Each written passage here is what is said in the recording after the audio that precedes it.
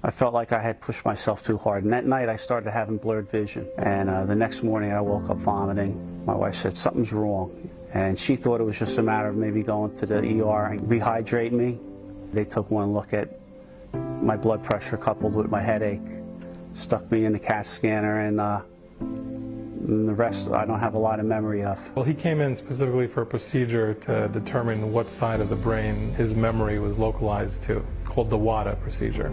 So what is the purpose of WADA test is, as we know, the left brain leads the right side of the body from motor-wise, movement-wise. The right brain leads the left side of the body. But in regard to language and memory, it is not very clear-cut cookie. I oversaw the EEG and I did the clinical exam. Basically, the EEG is to look at his baseline brain electrical activity. We characterize it prior to the injections of the medication. Catheter goes up through your groin, and they administer a short-acting anesthetic, knocks out parts of your brain.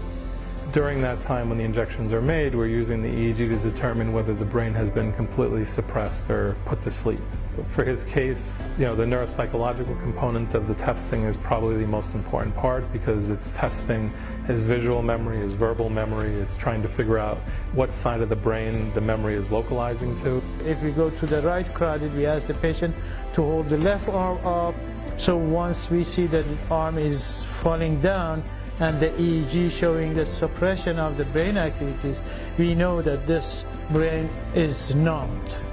And once the strength comes back and the EEG comes back, we know that that's the time that his brain is back to normal, and again reevaluate the patient. I think this is important in his case specifically, is to determine if he needs to go for a biopsy, what side of the brain would be more dangerous to biopsy or less dangerous to biopsy. I just feel I was very fortunate to have such great doctors. A lot of people say, oh, you get something seriously wrong, you got to go to the city. I don't feel I needed to go to the city. I think Staten Island North had all the perfect doctors for my case, and they never gave up trying. They just kept fighting to get an answer.